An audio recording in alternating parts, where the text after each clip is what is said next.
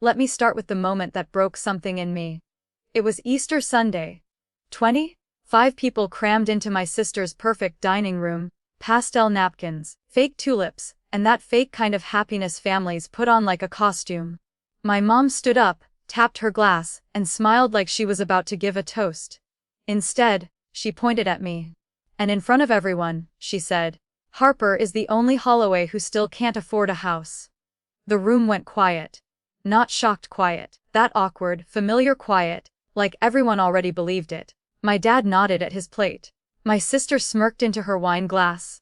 Someone chuckled. Not a joke chuckle, a petty chuckle. And me, I smiled, because explaining myself had never once saved me. 2 weeks later, I invited my sister over for tea. By the time she walked through my front gate, her hands were shaking so bad she could barely hold her phone. She dialed our mother before she even stepped inside. "Mom," she whispered, panic in her voice. "You need to come here. Right now." But that moment, that wasn't luck. That moment took 13 years to build. So let me take you back. Before the house, before the silence, before I decided I was done being the family disappointment. Back to the night I learned what my mother really did with my college fund. November. Tuesday night. Portland rain tapping against my one lonely window. I was sitting on the floor of my studio apartment, 5 or 40 square feet of just getting by. One window, a kitchen faucet that dripped every 3 seconds like it was keeping time with my anxiety. Drip, drip, drip. I didn't hate the place. At 28, I figured this was just the cost of starting from zero. And I mean zero. I worked cybersecurity at a mid-size firm downtown. Not glamorous. Not flashy, just long hours and constant pressure. Salary, 68 grand before taxes. Student loans, 1,400 a month. I ate rice, frozen veggies, drove a beat up 2011 Civic with a cracked dashboard. I tracked my grocery budget down to the dollar in a spreadsheet like my life depended on it. According to my mother, this was tragic. She told relatives I was struggling, that my job was unstable, that she worried about me. What she never told them was why I had student loans in the first place. When I was 18, 2 weeks before leaving for college, my mom sat me down at the kitchen table. Same table we ate every holiday meal at, same spot where she used to help me with homework. Her voice was soft, rehearsed. "Sweetheart, your college fund didn't survive the market. It's gone." I cried. She hugged me. And the very next morning, she helped me fill out federal loan paperwork like this was just normal. Like this was life. Meanwhile, my sister Meredith, she bought her first house at 27, 4 bedrooms. Lake Oswego. The kind of neighborhood where people jog for fun. My mom told everyone the same story. Meredith saved. She's always been responsible. I believed her. I believed her for years. Until my phone rang on a random Tuesday night. Uncle Frank. He never called. "Harper," he said, and I could hear it in his voice. He'd been pacing. "I've gone back and forth about this for years, but I can't carry it anymore." "Carry what?" I asked. Silence. Then, "Your mom didn't lose your college fund." The faucet dripped behind me. Drip, drip, she withdrew it. All $42,000. I was at the bank. I watched her sign the papers. My legs went numb. "She told me to mind my business," he continued. 2 weeks later, Meredith closed on her house. I slid down onto the cold tile floor, phone pressed so tight to my ear it hurt. I didn't cry. Something inside me just shut off. Before he hung up, Uncle Frank said one more thing. "I kept the bank statements, Harper. Every one of them. You tell me when you're ready." That night, I didn't sleep. I stared at a water stain on my ceiling, and ran the numbers over and over. That money, if it had just sat there, would be worth over $55,000 now. But it wasn't the money that hurt the most. It was knowing exactly how this would go if I confronted her. She'd deny it. She'd paint herself as the victim. She'd tell the family I was unstable, dramatic, and they'd believe her. So at 2:00 a.m., I opened my laptop. I made a spreadsheet. Income, savings, target. The target wasn't small. It was a number that scared me. Because confrontation gives liars a stage, I decided I'd build my own instead. Let me say this upfront: the moment I stopped explaining my life to my family was the moment my life actually started moving. Not loudly. Not dramatically. Quietly, ruthlessly. The Sunday after Uncle Frank's call, my mom rang me like nothing had happened. "Sweetheart," she said in that syrupy voice she uses when she's already decided what's best for you. I ran into Patris at the grocery store. She knows a landlord in Milwaukee with some affordable units. "I thought of you."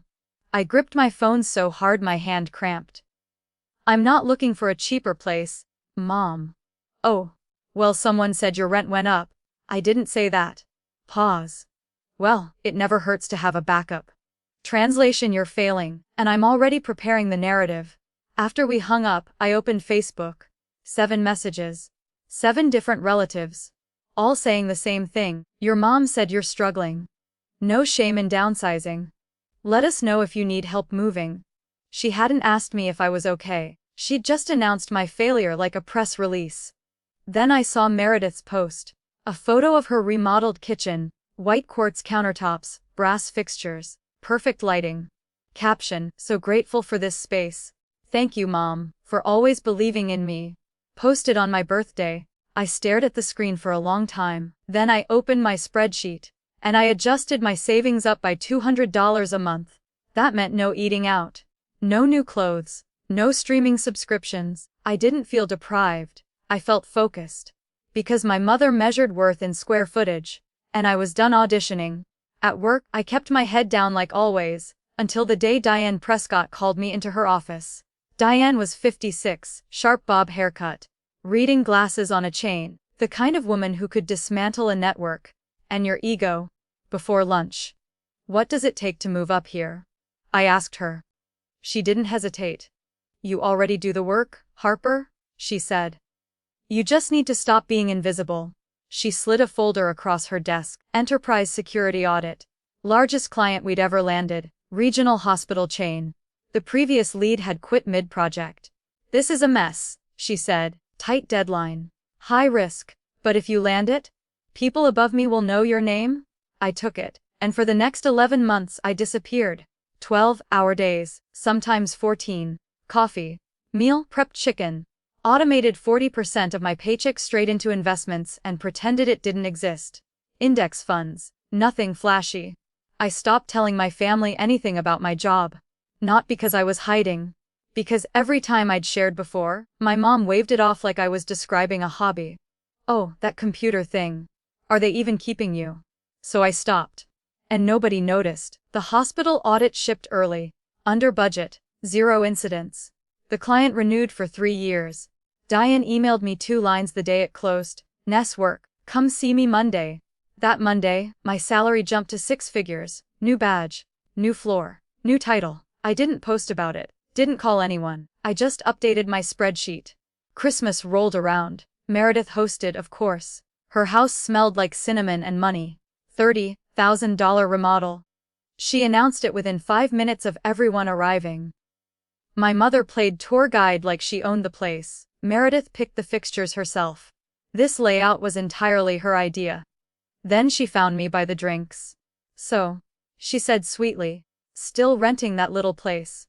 "Yes, Mom." "Well, at least you're saving, right?" Meredith leaned in. "You know, if you'd listened to me about real estate." "I'm fine," I said. My dad stared at his plate. Later Todd, my brother-in-law, handed me a beer in the hallway. "Your mom talks a lot," he muttered. "Don't believe everything." It was the kindest thing anyone said to me all night. February. Wednesday evening. I was knee-deep in a server migration when my phone buzzed. Voicemail. "Hey Harper, this is Greg. Your mom gave me your number. She says we'd really hit it off. I own a place in Beaverton." Deleted. 20 minutes later my mom texted. "Greg is a catch. Owns his house outright. I didn't ask you to set me up. You're 31, Harper. No house. No husband. I'm trying to help." I locked my phone. Finished the migration. 0 downtime. My team sent party emojis. I made tea and opened Zillow. Not for Greg, for me. 6 months later everything accelerated. Promotion, then another senior manager, 145 salary plus bonus. My investments doubled. The spreadsheet. The one I built at 2 in the morning on a tile floor. Finally started looking real. On Saturdays, I drove through neighborhoods alone, coffee in the cup holder. Phone on silent. I wasn't shopping, I was listening. I found the house on a hillside, West Hills. 4 bedrooms. Wraparound deck, floor to ceiling windows overlooking a valley of fir trees. Price tag $950,000. I ran the numbers twice, called my advisor, then I made an offer. 3 weeks later, I signed my name 47 times and walked out with a key. I didn't call my mother. Didn't text Meredith. I just drove home. My home? I moved in quietly, no moving truck, no announcement. Just my Civic packed tight with what mattered. The house echoed. Sunlight poured in like it had been waiting for me. I bought furniture slowly. A couch big enough to disappear into. A table with scars I liked. Painted the fireplace wall myself. The only person I invited over was Diane. She stood in the entryway and said quietly, "This is stunning." "Does your family know?" she asked. "Not yet." She nodded. "You're not hiding. You're protecting yourself." That night, I put 2 documents in my desk drawer. The deed. And the bank statement Uncle Frank sent me. Easter was 8 weeks away. And for the first time in my life, I was ready. Easter was 8 weeks away. And for the first time in my adult life, I wasn't dreading it. That scared me more than anything. Because when you grow up in a family like mine, confidence feels dangerous. Like tempting fate. Like the universe might overhear you thinking I'm okay now and decide to humble you real quick. So I didn't say a word. Not to my parents. Not to Meredith. Not to a single relative. I let them keep believing the version of me my mother had been narrating for years. The struggling one. The still figuring it out one. The one they felt comfortable looking down on. Silence isn't weakness. Sometimes it's bait. In March, Meredith's daughter turned 4. Birthday party at Meredith's house, of course. The backyard was packed. Balloons, rented canopy, pastel cupcakes lined up like a Pinterest board had exploded. I brought a stuffed elephant and slipped a 20 into the card. Lily hugged my leg and ran off. That part was easy. Then my mom did what she always does. She introduced me. "This is Harper," she said to a group of her book club friends. "My youngest. She's still finding her path." I smiled. "I'm a senior manager in cybersecurity," I said calmly. My mother laughed. "Oh, those tech titles," she said, waving her hand. "They change every week, don't they?" Meredith walked past with cupcakes. "At least she has a good attitude about it." The women smiled politely. I smiled back. And said nothing. Because correcting her in public would have made me difficult. And I was done auditioning for likability. That's when I noticed Uncle Frank. He was sitting by the fence, quiet, paper plate balanced on his knee. Gloria had frozen him out for 2 years after he confronted her about the college fund. But recently, she'd let him back into family events. On probation. When I sat beside him, he nodded once. "You read it yet?" he asked quietly. "Not yet." "Take your time," he said. "It's not going anywhere." Across the yard, my mother watched us. For half a second. Just half. I saw something tighten around her eyes. Then she turned away and started telling Aunt Patrice about Meredith's new pergola. That night, I went home to West Hills. Made chamomile tea. Sat at my kitchen table, the scared one I loved, and finally opened the envelope. The bank statement stared back at me. Custodial account. My name? My mother's signature. $42,000 withdrawn. Transferred to my parents' joint account. 2 weeks before Meredith's down payment cleared. I didn't cry. I folded it carefully and placed it in my desk drawer. Next to my deed. I called Uncle Frank. "I read it," I said. "You okay?" "I'm not going to yell," I told him. "I'm just going to be ready." He exhaled. "That's my girl." Before we hung up, he said, "Easter's at Meredith's. 25 people. I know. You might need me there." "I'll need you," I said. Easter Sunday arrived gray and cold, like Oregon hadn't decided if it wanted to forgive anyone yet. Meredith's house was already full when I pulled up. Cars lined the cul-de-sac. Through the front window, I could see bodies moving, plates passing, my mother conducting the room like an orchestra. I sat in my car for 30 seconds. Breathed, then walked in. Tulips everywhere, linen napkins, ceramic rabbits. Meredith had gone all out. My mother's fingerprints were on every detail. She found me in under 3 minutes. "Harper, you look thin. Are you eating?" "Happy Easter, Mom." She repeated it louder to Patrice. Doesn't she look thin? I poured myself sparkling water and stood near the island while she gave her tour. This living room was repainted. Meredith picked the shade herself. Those floors are original oak. Todd slid up beside me with a plate of deviled eggs. Brace yourself, he muttered. She's been rehearsing the toast since Thursday. Toast? I didn't ask. I already knew. After dinner, everyone drifted into the living room. Kids on the floor. Adults in chairs. My mother stood up, wine glass raised, glowing. I just want to say a few words. Meredith beamed. Thank you for hosting, my mother said. For opening your beautiful home to all of us. Applause. This house. This life. This is what hard work looks like. More applause. Then she turned to me. And Harper, she said softly. We're all rooting for you. One day you'll get there. A few awkward laughs. Meredith leaned toward me, voice dripping with pity. There's no shame in renting, Harper. We all start somewhere. Aunt Patrice touched my arm.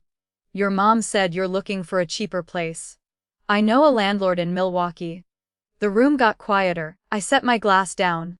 I'm not looking for a cheaper place, I said. Oh honey, Patrice said kindly, there's no shame in asking for help. I didn't ask. My mother lifted her chin. Your pride will be your downfall, Harper. I didn't respond. Not yet. It happened in the hallway 10 minutes later. Meredith blocked my path to the coat closet, arms crossed. 5 people lingered nearby. Honestly, she said, voice low but performative. Are you jealous? Jealous of what? She gestured around. The house. The life. I worked for this. I met her eyes. I'm sure you did. Something flickered across her face. She couldn't read me. And that scared her. She walked away. Mom, she said loudly, Harper's being weird again. My mother sighed. She's always been difficult. In the corner, Uncle Frank set down his coffee. His eyes locked on Gloria. For 1 second, she saw him, and flinched. I put on my coat, keys in hand. Time to plant the seed. At the edge of the living room I stopped. Meredith? I said lightly. I'd love to have you over for tea this Saturday. The room shifted. Tea, she said. I just moved, I added. Nothing big. My mother frowned. You moved. I'll text you the address, I said. Meredith nodded slowly. Sure, I'll come, I smiled. Great, and I walked out. Behind me, I heard my mother already recalibrating. She's probably renting another apartment. But I also heard something else. Uncle Frank laughing. Quietly. Saturday was 5 days away. And for the first time in years, I couldn't wait to open my front door. Saturday came way too fast. I spent the morning cleaning a house that was already clean. Not because it needed it, but because my hands needed something to do. I vacuumed hardwood floors that had never seen dirt, wiped down the granite island like someone was coming to inspect it. At 1:30 I baked scones. Lemon blueberry, slightly uneven, perfect. By the time they came out of the oven, the house smelled like sugar and citrus. Afternoon light poured through the glass wall in the living room and turned the floor the color of warm honey. I didn't dress up. Cream sweater. Jeans. No heels, no jewelry. This wasn't a performance. The house would do the talking. At 1:45 my phone buzzed. Meredith OMW. What's the address again? I sent it. 3 dots appeared. West Hills. That's a nice area. Are you house sitting? Lol, I didn't reply. I poured hot water into the teapot. Set 2 mugs on the table, sat down and waited. At exactly 2:03, gravel crunched in the driveway. I stood and walked to the door. Meredith's SUV was idling. She was still in the driver's seat, staring at the house like it didn't match the picture in her head. She finally stepped out. Stood there. Mouth slightly open. I opened the door. Hey, I said. Come in. Tea's ready. She walked up the stone path slowly, heels clicking. Stopped in the entryway and looked up. Vaulted ceiling, staircase, glass wall, the valley beyond. She turned in a slow circle. This. Her voice cracked. This is your place. Yeah. You bought this? I did. She walked into the kitchen like she was afraid it might disappear. Touched the counter, opened a cabinet, closed it, walked to the glass wall and stared out. How? She whispered. I worked. I saved. I invested. But you were renting? I was. Silence. Real silence. The kind that makes people panic. Her hand started shaking. She pulled out her phone and hit dial. "Mom," she said, voice breaking, "you need to come here. Right now." 19 minutes later, my mother arrived, from Lake Oswego to West Hills on a Saturday. She must have driven like the house was on fire. I heard heels on stone. Fast, sharp. Meredith flung the door open. "In here," she said. Gloria stepped inside. And froze. 5 full seconds. No sound except wind in the trees. "What is this?" she finally asked. "My house," I said calmly. "Welcome." She walked forward like the floor might give out beneath her. Touched the couch. The fireplace. The shelves I'd been slowly filling with books. She reached the glass wall and stared out. "But you never said." Her voice thinned. "How could you afford?" "I've been a senior director for a year," I said. "My salary and investments covered it." "Senior director," she snapped. "Since when?" "Since you stopped asking about my job." She turned toward my father, who stood frozen in the doorway. "Did you know about this?" He shook his head. "I didn't." Then he did something I had never seen before. He walked across the room and hugged me. Tight. His hands were shaking. "I'm proud of you, Harper," he said, voice breaking. I closed my eyes. Gloria stood 3 feet away, completely still. Meredith sank onto the couch, staring at the floor. And then she asked the question that changed everything. "I don't understand," she said quietly. "How did you save enough?" "You had student loans." "Yes." She frowned. I thought both our college funds were lost." "Mine wasn't lost, Meredith." The air left the room. "What?" she whispered. "My fund was withdrawn 2 weeks before your down payment." She turned slowly to our mother. "Mum." Gloria straightened. "That's ridiculous," she said sharply. "Who told you that nonsense?" "Someone who was there." "Frank," she hissed. The front door opened. Uncle Frank stepped inside, white envelope in his hand. "Traffic was hell," he said calmly. He placed the envelope on the table between the teapot and the scones. No one moved. I picked it up, opened it, laid the bank statement flat. "Custodial account," I read.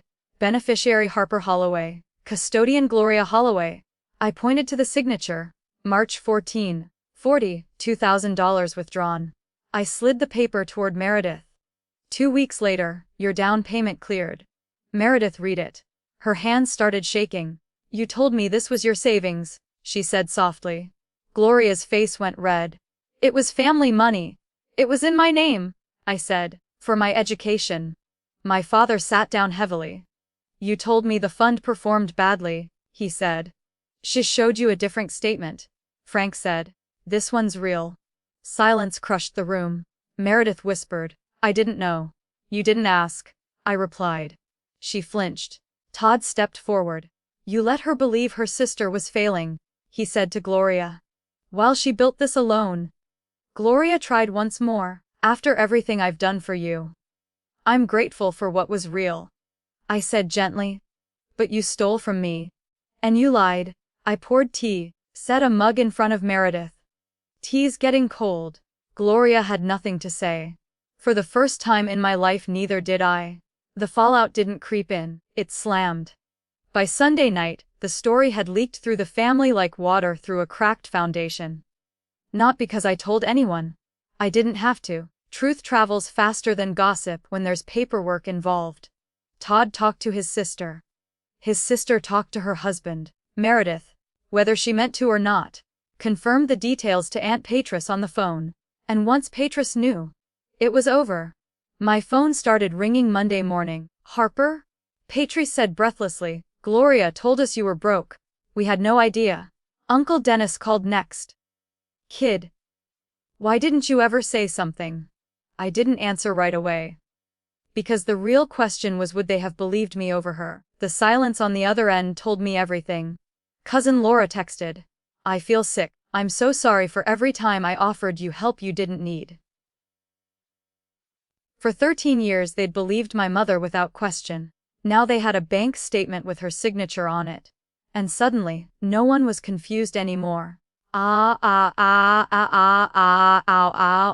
Gloria's response was predictable. She blamed Frank. "He's jealous." She told anyone who'd listen. "He's always tried to tear this family apart." But here's the thing about ink on paper. You can't gaslight a spreadsheet. By midweek, the calls stopped. Not to me. To her. Patras didn't invite Gloria to book club that month. Dennis didn't ask her to organize the 4th of July cookout. Cousin Laura removed her from the family group chat. The same one I'd never been added to. My mother lost the one thing she valued more than money, control of the narrative. Meredith called 3 days later. I was standing on my deck, watching a hawk circle the valley. I let it ring twice. Harper? She said. I keep thinking about that statement. Okay. I should have asked where the money came from. I was 23 and I just wanted the house so badly. I didn't interrupt. Todd and I talked. She continued. He said I've been treating you the way Mom taught me to. She inhaled sharply. He's right. I closed my eyes. Thank you for saying that. There was a pause. Then she said something I didn't expect. Todd almost left me last year. What? She calls every day. Tells me how to raise Lily. How to decorate. What Todd should be doing with his career. Her voice dropped. He said he didn't marry my mother. He married me. I let that sit. I didn't want to see it? Meredith admitted. Because if I did, I'd have to give something back. Honesty finally landed. We didn't fix everything in that call. But something shifted. 2 weeks later, my mother called. Her voice sounded smaller. Nobody calls me anymore. Patrice won't answer. Dennis needs space. Your sister barely speaks to me. That's not my doing, I said quietly. I just wanted Meredith to have a good start. At my expense, I replied. Long silence. I thought you'd never find out, she whispered. That was the part that hurt the most. Not the money. The comfort with lying forever. Can we just go back to normal? She asked. No, I said. But we can go forward? If you're honest. She didn't know how. For the first time in 13 years she admitted that. The following Saturday, my father came alone. No Gloria. He held a toolbox. Your deck railing looked loose, he said. Thought I'd fix it. We worked quietly. Drank coffee. Watched the light change. It wasn't dramatic. But it was real. Summer came. Diane introduced me in a packed conference room, Vice President of Security Operations. She announced. 200 people applauded. I smiled, didn't post about it. Some victories are just yours. Uncle Frank came over for dinner one night. Brought wine. After sunset, he said something that broke me. Your grandmother started that college fund. I froze. She put $50 a month into it from her Social Security, told Gloria it was only for your education. I cried. Not from pain. From knowing someone had been protecting me. Even when I didn't know it, Meredith and I started meeting monthly. Neutral ground. Coffee shop. Awkward at first. Then honest. She told me she'd been performing her whole life, staging her house, her posts, her success. I was so busy proving I was the successful one, she said. I never asked if I was happy. I didn't answer. I just listened. In September, a letter arrived. My mother's handwriting. I made choices that weren't mine to make. I'm trying to understand why. No excuses. Just a crack in the wall. I placed it in my desk drawer, next to the deed, next to the statement. 3 documents, 1 truth. Meredith invited me to Thanksgiving a week after my mother's letter arrived. You don't have to come, she said quickly. But I'd like you there. I didn't answer right away. For most of my life, family gatherings felt like walking into a courtroom where I didn't know the charges but somehow always lost the case. So I set conditions. I'll come, I said. But I'm driving myself. And I'll leave when I'm ready. That's fair, Meredith said. It was the first time anyone in my family had ever said that to me. And meant it. Thanksgiving morning was cold and clear. I woke up in my own house. Made coffee. Watched fog lift out of the valley like the world was exhaling. I wasn't nervous. That's how I knew something had changed. When you stop needing approval, fear loses its grip. I arrived at Meredith's place right on time. Cars lined the street. Same house. Same smell of roasted turkey and cinnamon. Different energy. My mother was already there. She looked smaller. Not physically. Emotionally. Like someone who'd been stripped of armor and didn't know what to do with their hands. She saw me. Didn't comment on my weight. Didn't mention rent. Didn't narrate my life. Just said, "Hi Harper?" I nodded. "Hi Mom." That was it. Dinner was quieter than usual. No grand speeches, no guided tours. People spoke to me directly for once. "How's work? How's the house?" I answered honestly, briefly. No defensiveness. I didn't over-explain. I didn't need to. At one point, my mother started to correct me mid-sentence. I raised my hand. Not aggressively. Just enough. "I've got it," I said calmly. She stopped. That moment was subtle, but electric. Because for the first time she listened. After dinner, Meredith pulled me aside. "I want to say something," she said, eyes glossied. "Out loud. With everyone here." I hesitated. Then nodded. She stood in the living room. "I owe Harper an apology," she said. The room stilled. I benefited from something that wasn't mine. I didn't ask questions I should have asked, and I treated my sister like competition instead of family. My mother stared at the floor. "I'm sorry," Meredith said directly to me. I nodded. "Thank you." Not forgiveness. Acknowledgement. That mattered more. Later, my mother approached me alone. "I don't know how to fix this," she said quietly. "I'm not asking you to fix it," I replied. "I'm asking you not to repeat it." She swallowed. "I don't know how to stop." I met her eyes. "Then learn, or don't. But I won't live inside your version of me anymore." She nodded slowly. No argument, no redirect, just acceptance. I left early, because I wanted to, not because I felt small. At home, I lit the fireplace and poured myself a glass of wine. I didn't feel victorious. I felt grounded, like someone who finally stood in their own weight. December came quietly. I hosted my first dinner party. 6 people. Chosen Diane, Uncle Frank, 2 coworkers, a neighbor who brought bread still warm from the oven. Laughter filled the house. Nobody competed. Nobody compared. Nobody narrated. That's when it hit me: peace isn't empty. It's curated. Before Christmas, my father came by again. Just him. He fixed a loose hinge. Adjusted a cabinet door. "I should have spoken up sooner," he said. "I know," I replied. He nodded. That was enough. My mother sent a text on Christmas morning. No pressure to reply. Just, "I hope you're happy." I stared at it. Then typed back, "I am." And meant it.